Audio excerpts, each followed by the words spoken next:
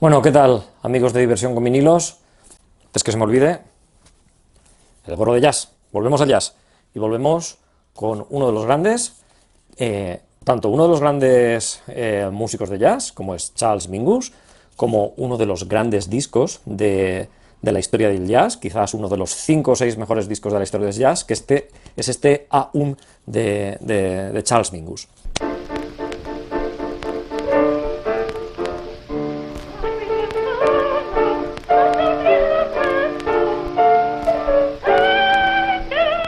Dejarlo por aquí. Ahí, venga, ahí, quietecico. Ahí. Te- Vale, ahí se ve. Sí, este Mingus siempre ha sido un poco rebelde. Bueno, como os decía, uno de los grandes discos de la historia del jazz. Y vamos a hablar un poco del contexto de este disco en concreto de Charlie Mingus, de Charles Mingus, un músico nacido en 1922, fallecido en 1979. Y bueno, uno de los grandes del jazz en un instrumento que siempre ha sido parte del jazz, pero que nunca ha sido muy destacado hasta que él le metió mano, como es el contrabajo. Bueno, la historia de este hombre, Charles Mingus. Este hombre, como os digo, americano, pero de una procedencia súper diversa. Vamos, ya no sé decir si padre, madre, tío, abuelo, quién era quién, pero este hombre era un mulato, mezcla de negro, sueco, chino y indioamericano. Con lo cual, bueno, la verdad es que era una persona que nunca llegó a estar integrada en ningún sitio, pero sin embargo, él se identificó propiamente como negro y fue un gran defensor de la cultura negra, lo cual bueno, pues se da un poco, se deja entrever también en su música. Charles Mingus es una de las figuras centrales del jazz. Podríamos decir casi que es el centro neurálgico del jazz de los años 50, digamos el nexo de unión en cuanto a los estilos como eran el bebop, el cool y un poco la avanzadilla del free jazz. De hecho, bueno, este nexo de unión hace que la música de Mingus tenga un estilo, la verdad es que muy propio, que luego sus admiradores han tratado de dar continuidad, pero que realmente el espíritu de Mingus es el que estaba ahí dentro de esa música, que como os digo, era como una especie de centro neurálgico, pero con un estilo muy propio. Mingus, conocido como compositor, orquestador, director, y toda esa faceta súper importante quizás ha oscurecido un poco una de sus principales innovaciones y una de sus principales señas de identidad, que era un grandísimo contrabajista. Era el contrabajista, además, incontestado en general en la historia del jazz. Charles Mingus empezó estudiando música con una formación clásica, empezó con el trombón, luego con el cello, que llegó a dominar bastante bien, hasta que alguien le dijo, mira, algo como le pasó a Nina Simone con el piano, dice, tú no vas a triunfar tocando música de blancos y además con un instrumento de blancos, como es el cello, o sea que tienes que buscarte un instrumento de negros. Y entonces Mingus se pasó al contrabajo, y la verdad es que en el contrabajo fue un absoluto maestro, ¿no? Louis Armstrong decía de él que sus solos de contrabajo contaban historias, y además tenía una técnica súper avanzada en cuanto al uso de trémolos, rasgueos, estilo que fuese una guitarra flamenca, el pinzado especial de de las cuerdas. Y bueno, además es un instrumento tan, digamos, en segundo plano siempre como es el contrabajo. El contrabajo, yo tengo aquí mi bajo eléctrico, pero un contrabajo. Mira, podríamos ver algo sobre contrabajos. Voy a encontrarme con un amigo que nos va a contar más cosas sobre los contrabajos. Charles Mingus, contrabajo, y hoy estamos con un gran contrabajista que es Roberto Sánchez Melando, y os preguntaréis, ¿por qué estamos tan guapos? Yo aquí, con mi sombrero de jazz, que me lo voy a tener que quitar, pero tan guapos porque tenemos un concierto de la orquesta. Así es, así es. Bueno, pues bueno, Roberto, que es un contrabajista excepcional, quiero que nos cuente algunas cosas sobre el contrabajo. Contrabajo, bueno, es como un violín gigante. Sí, más o menos. Lo que pasa es que tiene ciertas diferencias. Por ejemplo, la afinación de las cuerdas está afinado por cuartas. La primera es sol, re, la y la última es el mi. Justo al contrario que el violín, pero el violín está afinado por quintas, igual que la viola, igual que el cello. Exacto. Porque el cello y la viola vienen del violín, pero el contrabajo, el antecesor no es el violín, sino que es la viola de la gamba.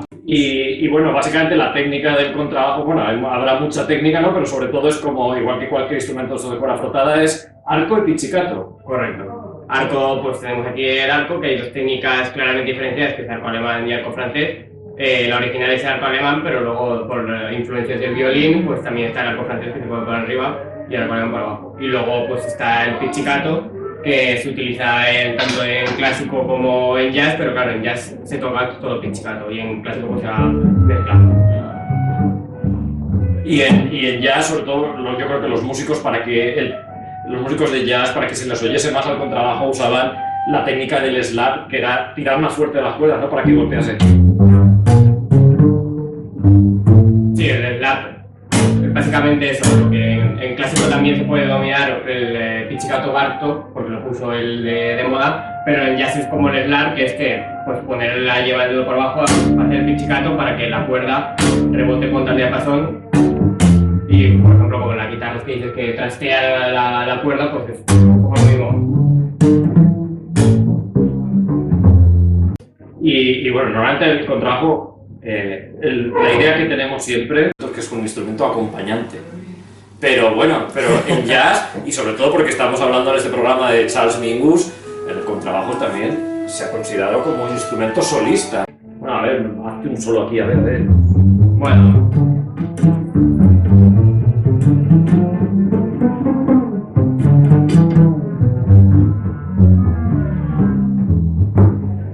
Impresionante, más o menos. Ha sido una locura. Una locura.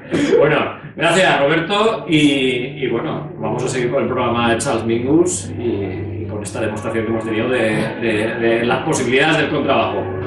Bueno, pues efectivamente ya habéis podido ver un poco cómo funciona esto del contrabajo y el contrabajo en el jazz, gracias a nuestro amigo Roberto.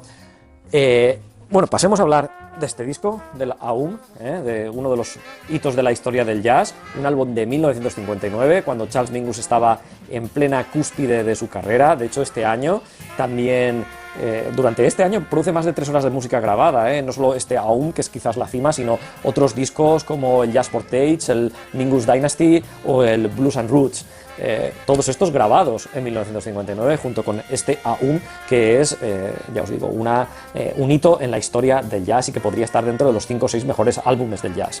¿Por qué? Pues sobre todo por su inventiva, por su variedad. Tiene 9 temas. Esos 9 temas, la verdad es que ninguno se parece entre ellos. Hay multitud de estilos que varían desde lo que es el bebop con sus tradicionales solos. Hay bastantes baladas preciosas. También se abre con Better Get In Your Soul, que es un gospel, ¿no? Que al más puro estilo de los espirituales negros. Y bueno, luego todo el disco en realidad sí que podríamos decir que tiene una coherencia. Suena muy a jazz noir, ¿no? a ese jazz, a esa música de jazz que ponían en las películas de cine negro, ese jazz misterioso, brumoso, ¿no? Con esa instrumentación ahí destacando lo que son las trompetas y los trombones, haciendo como si fuese una capa de sonido. Pues esto todo aparece en este Aum. ¿Qué más cosas podemos contar del Aum? Pues bueno, tiene muchísimas canciones muy buenas, la que os he dicho, Better Get In Your Soul, que es un gospel. Luego, bueno, tiene el Fables of Faulus, que bueno, fue una crítica al gobernador de Arizona, que era un declarado racista y además hacía pasar vergüenza a todos sus conciudadanos y tuvo actuaciones realmente lamentables. Y entonces Mingus le compuso una pieza que suena así en estilo burlesco, en estilo satírico, casi circense, y que además fue censurada. Fue censurada porque la versión original, que luego se reeditó por ahí aparte, la versión original el propio Mingus cantaba, ¿no? Y le puso una letra así como burlándose bastante de este hombre. Esa versión se suprimió del disco y se pasó a la versión que es solamente instrumental, que no deja de ser satírica. Y luego otro aspecto que es muy interesante de este Aum son los homenajes.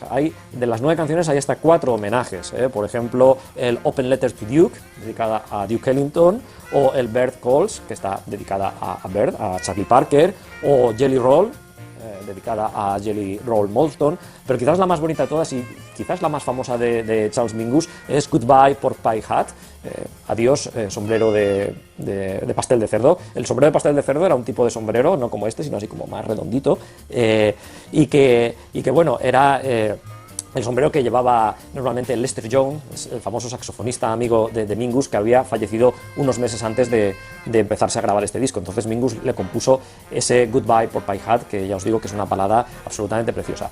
Vamos a escuchar esa balada de Goodbye Pork Pie Hat, y para eso tenemos un grupo invitado hoy aquí, que es el grupo Alberto y los Albertinis, que nos van a hacer una pequeña versión del Goodbye Pork Pie Hat.